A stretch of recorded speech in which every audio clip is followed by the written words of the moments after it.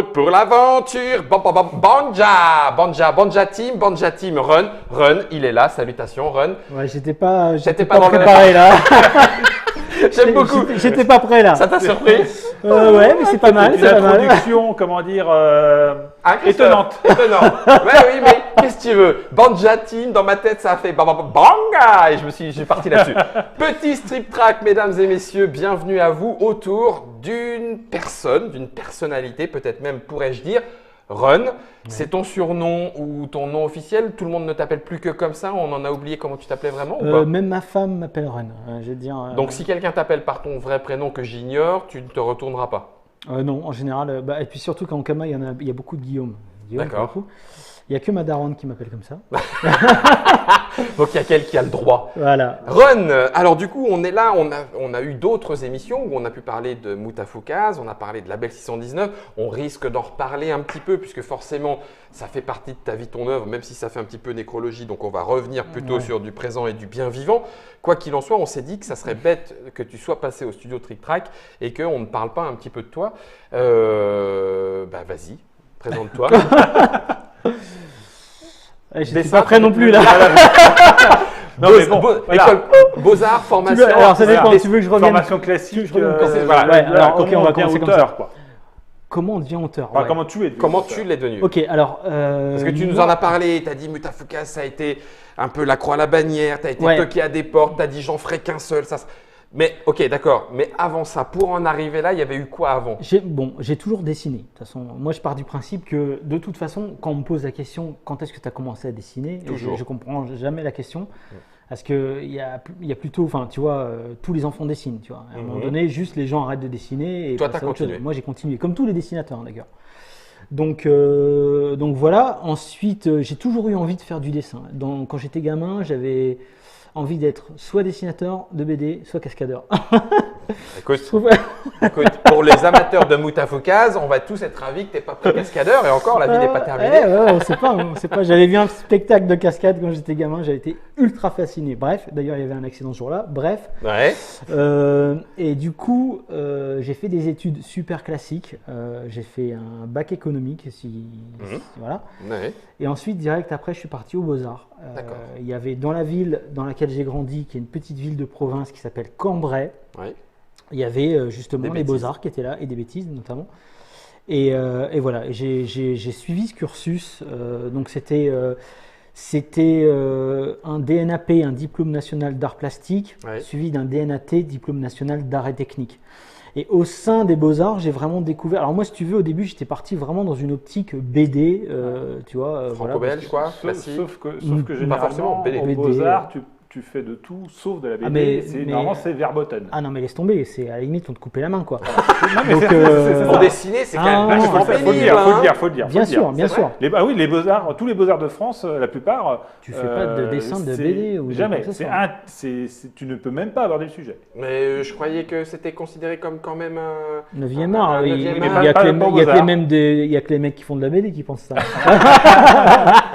D'accord. Donc du coup, tu prends tout ce qu'il y a à apprendre en disant je m'en fous, je ferai quand même de la BD. Pas du tout. Je me dis, j'ai même complètement laissé tomber la BD à cette époque-là. D'accord. C'est-à-dire qu'à un moment donné, je découvrais aussi, c'était les débuts de la PAO. Ouais. Je te parle pas de 1950. Non, c'était dans les années 90. Mais malgré tout, il y avait un petit parc informatique et Internet était vraiment pour le coup balbutiant. Je me rappelle que la première recherche que j'ai faite, c'est l'affaire de Roswell. Il y avait 2 sites en français.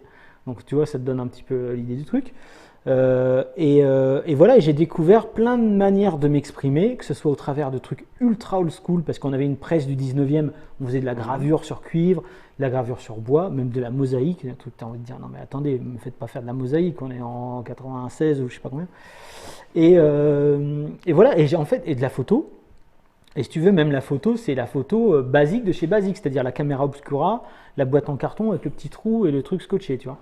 Donc j'ai appris vraiment plein de choses comme ça et ça m'a ouvert l'appétit en fait sur plein de moyens d'expression. Ça c'est plutôt positif donc. Je pense que c'est ce qui s'est qui se retrouve un peu aujourd'hui dans Moutafoukaz d'ailleurs. Ouais. Je pense que si j'avais fait une école de BD, je serais certainement jamais arrivé à Moutafoukaz.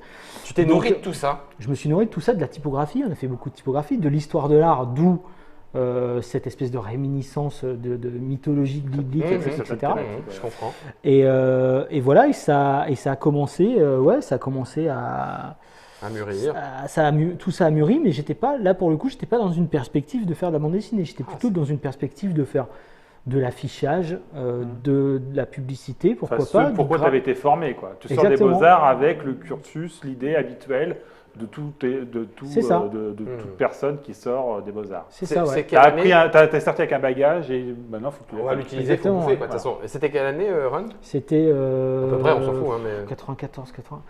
Dans ces eaux-là, je t'avoue, j'ai tellement du mal avec les dates. On s'en fout. Donc, près-2000, à 5-6 ans près. Ouais. Alors, du coup, parce que malgré tout, on est sur un strip track, ça veut dire qu'il y a tout d'un coup, ou sur peut-être un peu plus longtemps, quelque chose qui fait que finalement, la BD, j'y suis revenu.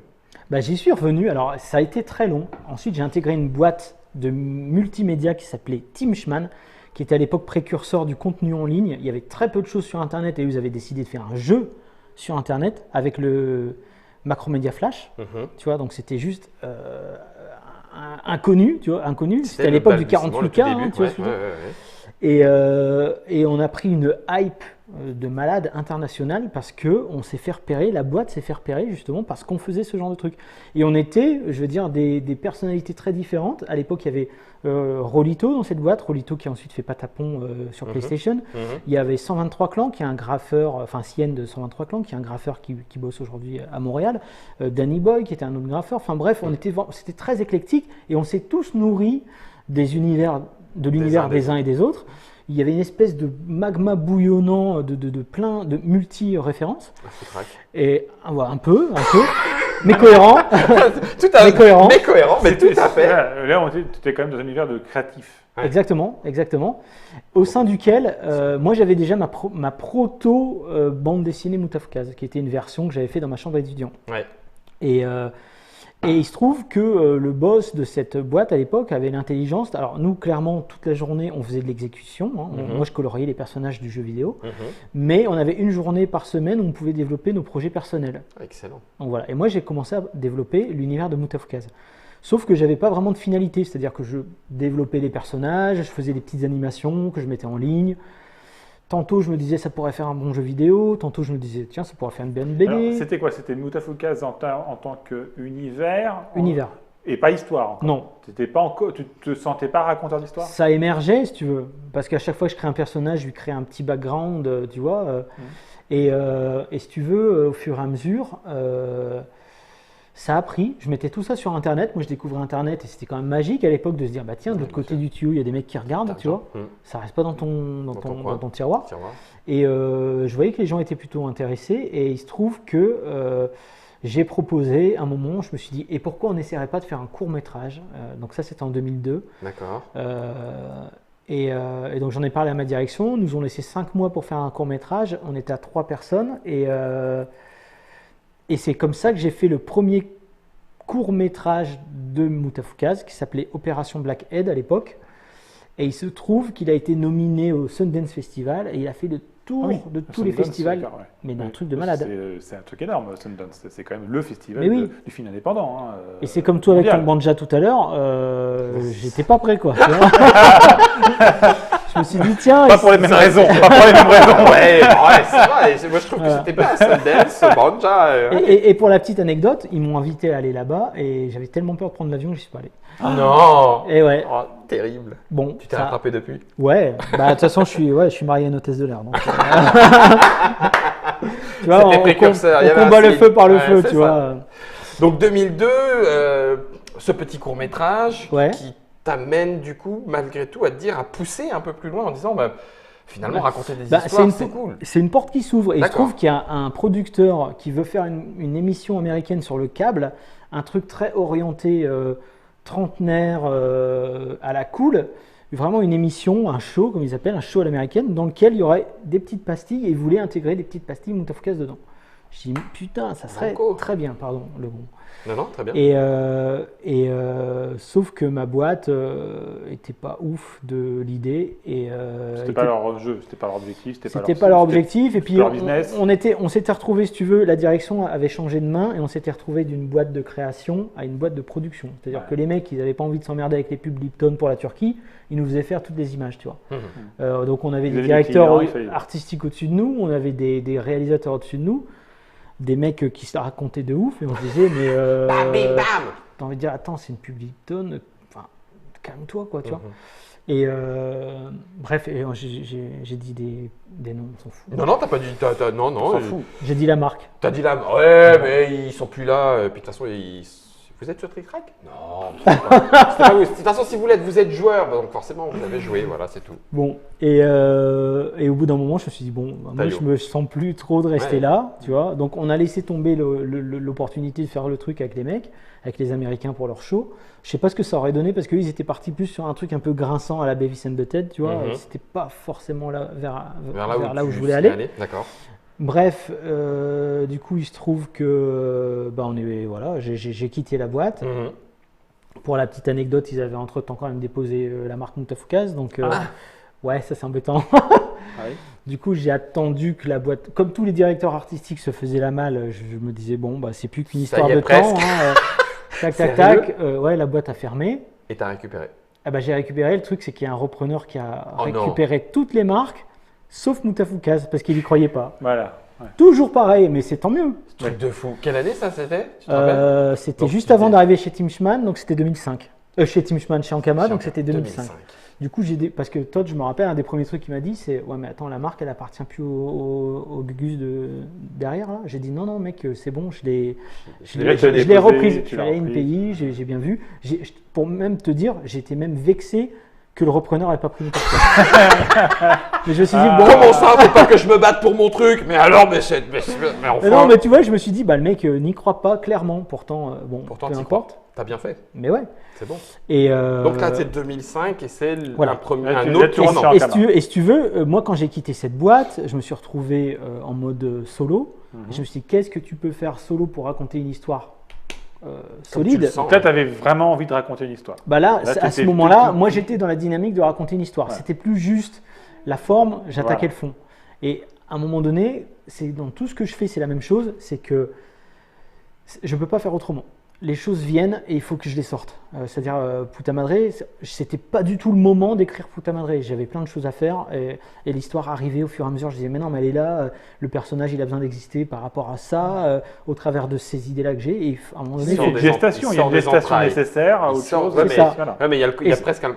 Alors, quand je dis vomi, c'est pas négatif. Tu peux pas retenir. Il y a un truc côté, voilà, c'est ça, ça sort de l'entraille. L'arc 2 de Moutafoukaz, c'est pareil. Les personnages continuent à vivre dans ma tête et à un moment donné, il y a un truc qui se structure, à un moment donné, ils font des choses de manière complètement autonome, quasiment, et à un moment donné, ils sont dans mon cerveau, ils sont en mode, vas-y, raconte l'histoire maintenant, on vient de la vivre. Tu vois. Des fois, non? Bah écoute, j'avais discuté sur le podcast Nouvelle École avec un mec, il me disait que ça faisait partie du processus de création dont parlaient certains auteurs, et du coup je me suis dit, ah bah tiens, je suis pas tout seul. Ouais, non seulement je suis pas tout seul et je peux le raconter aux gens parce que j'ai pas l'air con parce que tu sais, tu peux te dire, les gens peuvent se dire, ils se foutent de ma gueule.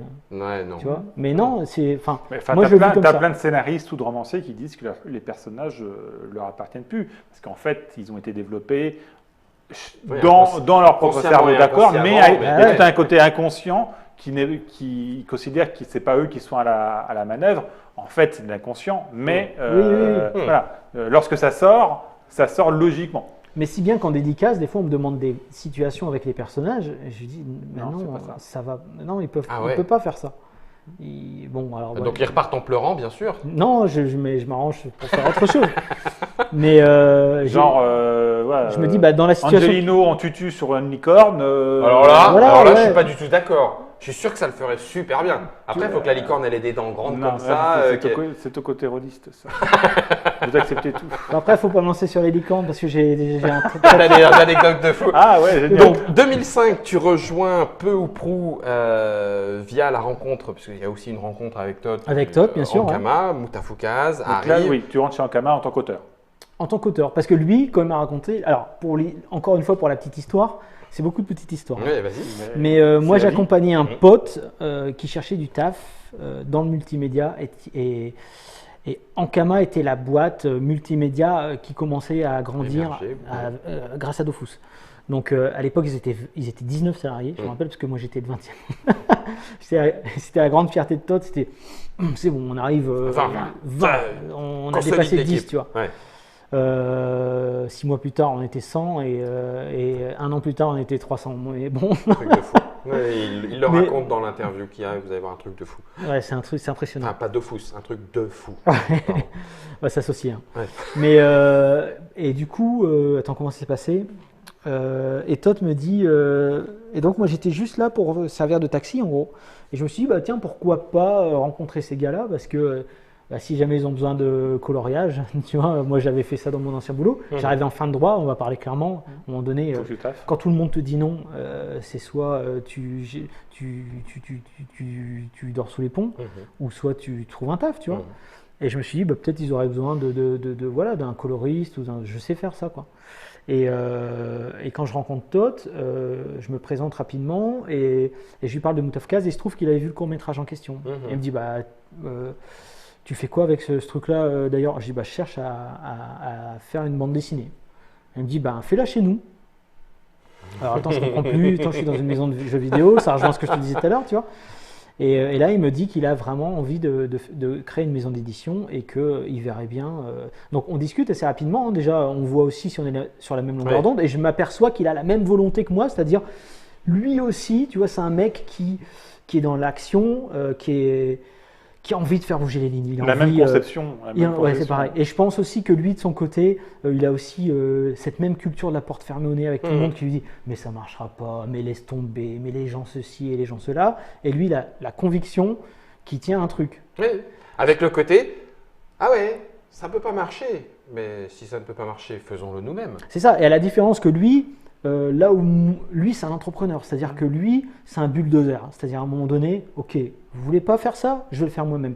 Et ils s'entouraient de gens, et ils l'ont fait, et ils ont investi et tout, chose que moi, j'ai pas cette mentalité. J'ai pas cette mentalité. Moi, j'étais plus en mode, bah, on va faire les trucs, on va trouver un éditeur. Tu vois, lui, c'est plutôt en mode, il avait contacté des éditeurs pour Dofus. Ok, vous voulez pas faire mon truc? Ok, bah, je vais faire une maison d'édition.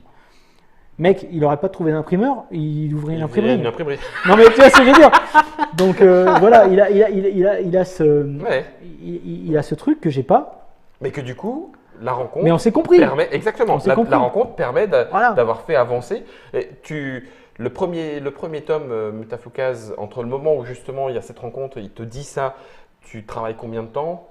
Entre le moment où il y a cette rencontre, moi j'avais déjà 80 pages déjà de fini, parce que moi de toute façon, que je trouve ou pas un éditeur, je continue à faire ma BD. Je me disais j'ai envie de la faire et puis au pire je la mettrai sur internet. Ça commençait, tu sais, il y avait MySpace, il y avait des trucs comme ça et voilà. Là il se passe combien de temps je sais plus exactement, mais je sais que Todd me dit faudrait qu'elle soit prête pour la Japan Expo. D'accord. Ah ok, donc il va falloir cravacher, donc voilà, ok, j'ai cravaché, donc il s'est passé peut-être 4 mois, un truc comme ça. Et j'arrive à la Japan Expo, on n'avait toujours pas de distributeur, encore une fois. Hein. Tu vois, c'était vraiment en mode. On va le présenter, on l'a fait, maintenant on le présente. On présente. Et alors, je me souviens, encore une fois pour l'anecdote, les piles étaient là. La première personne qui ne faisait pas partie d'Ankama et de mon entourage proche, qui ouvre la BD, c'était une femme qui était avec son mari. Elle tourne les pages, elle lit toutes les onomatopées, bim, bam, crac, et elle ferme le truc, elle fait super les dialogues. C'est mon premier contact avec un vrai lecteur. Là aussi, tu as eu le sentiment un peu porte fermée peut-être? Ouais, je me suis dit ouais. Tu sais que tu as cette espèce de... Déjà, moi j'étais en doute, tu vois. Au bout d'un moment, tu es toujours en doute parce que les éditeurs, on va dire classiques, te disent ton truc n'est pas public. D'un coup, le premier lecteur, tu as cette réaction-là. Tu fais bon, on va voir. On va pas s'arrêter à ça, on va voir. Et je me souviens qu'il y avait un gamin qui l'avait pris, il l'a lu et le lendemain, il vient me raconter à moi la BD. Mais en mode comme s'il avait vu un film, tu vois. Il fait, et puis machin, et puis il se passe ça et tout. Et je me disais, bah oui, c'était mignon parce que je me disais, le mec il est tellement enthousiaste qu'il me raconte à moi ce qu'il a lu, alors que c'est moi qui l'ai fait, quoi, tu vois. Et je me suis dit, tiens, ça a l'air de prendre. Et ensuite, il en a parlé à son pote. Après, c'était 2 petits gamins, enfin des gamins, ils avaient, je sais pas moi, ils avaient 14-15 ans. Et puis après, ça commençait à prendre comme ça. On avait vendu, je pense, 150 sur la première Japan Expo, très bien. ce qui était pas mal. Et puis ensuite, le commercial de l'époque qui s'appelait Carmelo, avec son téléphone, avec l'huile de coude, il avait réussi à en placer 6000 en librairie. Wesh. Truc de malade. Et là, on a eu le coup de cœur de la Fnac, et puis après, bam, ça a commencé. Donc du coup, en l'occurrence, c'est le moment. Enfin, est-ce que c'est à ce moment-là où toi tu te dis, d'ailleurs, je ne sais même pas si tu te l'as dit, mais dans ce que tu racontes, c'est comme ça que je l'imagine. Ça y est, je vais pouvoir m'y consacrer. J'ai plus besoin de batailler ou de trouver un boulot pour manger. C'est parti. On va pouvoir faire artistique, faire bouger les lignes. Tout ce que tu nous as raconté dans la précédente émission sur la Belle 619. Déjà, je me dis, incroyable, la BD sera en librairie. Moi, c'était mon rêve. Quand j'allais en librairie et que je voyais toutes les BD, je disais, je ne comprends pas qu'il n'y ait pas la place pour ma BD. C'est un truc, tu vois, non mais c'est rageant. Et je sortais des Fnac et des librairies, je te jure, j'avais un nuage toxique sur ma tête, j'avais mon front qui redescendait en dessous de mes yeux, j'étais pas bien, j'étais juste pas bien. Et là, d'un coup, je me dis, cool. Elle y est. Ouais, mais après, je me dis, ouais, mais maintenant, il faut faire un tome 2 et d'un coup. Quand, et je fais combien de temps? Et c'est quoi? Et est-ce que je vais assurer? Parce que tu vois, donc vient la période de doute, mais je t'avoue que la période de doute, c'est un peu ma vie, hein, tu vois. Et voilà, et c'est parti, on commence, et puis voilà, et ensuite, voilà, le tome 2, puis plein de choses de la mission. Tu sais, après, en parallèle, tu as d'autres projets que là, tu as en tant que scénariste. Ouais. Donc c'est ça, c'est tout ça, c'est quoi? Ça continue, t'es dans le guidon tout en parallèle. Et que du coup tu as d'autres histoires à raconter, et du coup tu cherches d'autres dessinateurs pour d'autres équipes pour. Ouais, enfin c'est au coup de cœur, c'est à la rencontre, c'est le mec qui me dit j'ai pas de scénario, est-ce que tu as un truc? Bah attends, je vais réfléchir, je regarde. C'est vraiment au coup par coup, c'est vraiment au coup de cœur, c'est vraiment aussi encore une fois à l'impulsion, c'est-à-dire comme ce qu'on disait tout à l'heure, des fois je peux pas, c'est pas le moment du tout d'écrire un truc, mais je peux pas m'empêcher. Et puis, encore une fois, comme je te dis, l'équipe stricto sensus du Label 619, on est une petite équipe, donc on est très multicasquette. Et même pour le film, je veux dire, après, c'est les choses qu'on fait avec les tripes, mais moi, sur le film, par exemple, j'ai filmé pendant 8 ans, j'ai des rushs et tout. Je ne peux pas concevoir qu'il n'y ait pas un minimum, un making-of qui accompagne la sortie du film. Je ne vais pas demander à quelqu'un, bah tiens, tu as 8 ans de rush, vas-y. Moi, quand je filme un truc, j'ai déjà une idée. Donc, je suis obligé de le faire. Donc, on fait tout, en fait. Si tu veux, on fait tout nous-mêmes pour que ça aille finalement dans le sens, restez fidèle à vous-même, allez dans le sens que vous avez pensé. Voilà. Même si je t'avoue que des fois, on s'en passerait volontiers, mais c'est plus fort que nous. On est obligé de le faire. D'accord. On aurait l'impression de passer à côté de quelque chose, de ne pas le faire. Donc du coup, ce multicasquette, il se retrouve entre Mutafukaz le film, Mutafukaz l'Arc 2, la suite, le Label 619, les autres séries et peut-être même encore tout plein d'autres idées finalement. Ouais, plein de choses. Et puis aussi le côté un peu commercial, le côté réseaux sociaux. Enfin, tu vois, tout ça, il faut aussi s'en occuper. Et toujours plein d'idées qui cohabitent. Et puis, en fait, c'est par priorité. Maintenant, on réagit vraiment en fonction des priorités et c'est comme ça qu'on arrive à s'organiser, à se structurer. Mais c'est vrai, moi j'ai une espèce de syndrome, le syndrome du chronomètre. J'ai toujours l'impression que je peux mourir demain ou quoi. Donc je veux faire tout ce qui est possible dans un laps de temps qui risque d'être trop court. Qui est de toute façon trop court, je le sais. C'est-à-dire on est mortel et moi c'est un truc qui me travaille quand même plus tôt. Et je me dis, ok, j'arrive à cet âge-là, combien de temps il me reste? J'arrête pas de me demander combien de temps il me reste. Est-ce que chez toi, tu as une to-do list avec, bon, alors ça c'est fait, dessin animé, c'est fait, machin. Non, parce que je me dis pas c'est fait en fait. C'est ça le truc, c'est que je me dis tout le temps. Il reste encore un truc. Ouais, c'est ça. Toujours un de plus. Il reste toujours des choses. Et alors du coup, tes projets en cours? Alors en ce moment, l'accompagnement du film me prend énormément de temps. Là, pour dire les choses, j'ai justement monté les making-of et mis en ligne les making-of que j'ai programmés parce que là je pars en tournée. À partir de demain, je pars en tournée, je rentre chez moi que le 28. Donc je voulais absolument accompagner la sortie du film avec des petits modules de making-of qui seront visibles sur la page Facebook de Mutafukaz. Bah, avant de partir, il fallait absolument que je les fasse. Donc c'était pendant 6 jours, 15 heures par jour. De montage, de mise en ligne, de machin, sous-titrage. L'enfer, le sous-titrage. tu te dis, ouais, ça va aller vite. Puis en fin de compte, t'en peux plus, il est 3 heures du mat. Tu fais, bon, bref. Et voilà, comme ça, je pense. Donc là, ça me prend énormément de temps. Pendant la tournée, je sais quand même que je serai en contact. Je vais reprendre contact parce que pendant ces 6 jours-là, j'avais perdu un peu le contact avec mes auteurs. Je vais reprendre le contact avec mes auteurs, discuter un petit peu de plein de choses. Donc là, côté Label 619, tu parles. Côté Label 619. Vous sortez à peu près combien de bouquins par an dans le label? Ça a été 50, ça a été 30. C'est très fluctuant, ça dépend vraiment de de l'actualité. l'actualité. T'es quand même à plusieurs dizaines de titres, nouveautés. Ouais, je dis peut-être des conneries. On vérifiera. C'est quoi, moi, les chiffres que ce T'inquiète. soit la date qu'on est, Ron. dès qu'il y a un chiffre, je suis paumé. Hein. Déjà, l'horaire de train, je me disais, est-ce que je vais m'en sortir? Il n'y a plus de 4 chiffres. Mais Donc ça continue, Label 119. Ouais, et puis t'as tes projets, des projets perso. Voilà, avec projet d'autres perso. auteurs, voilà. Alors, Tes auteurs. j'ai un projet qui me tient à cœur, mais je ne sais pas si je pourrais le faire et le tenir jusqu'au bout, mais d'adapter en audiovisuel le concept de Doggy Bags. J'ai finalisé le dossier. Il est même prêt en anglais parce qu'il y a possiblement des touches aux États-Unis et tout. Ouais. Le spin-off de Moutafkaz et l'arc 2 de Moutafkaz. Ils prennent tout. Ils prennent tout, c'est que voilà, ils sont tout genre. Ouais. Et puis de toute façon, maintenant, ils ont des tuyaux, il faut remplir les tuyaux. Et je sais qu'apparemment, les gens disent que c'est l'âge d'or du contenu. On va voir. Il faut profiter des opportunités. Ron a du contenu, il va vous présenter et vous proposer son contenu. Donc Doggy Bags. Doggy Bags, ouais. Doggy Bags, j'aimerais beaucoup et je continue d'écrire le spin-off, un autre spin-off sur Moutafkaz et l'arc 2 de Moutafkaz. Suite à quoi je pourrais voir ce que j'aurais fini de l'univers Moutafkaz. D'accord. Ceci dit, je pensais aussi ça à la fin du tome 5. Même pas en rêve. Voilà. Même pas en rêve. Quand on en a envie, et puis que tu l'as dit, hein, rien ne te dit qu'il n'y aura pas un petit Mais création supplémentaire. Hein. Ce terrible poupe, effectivement. Terrible poupe.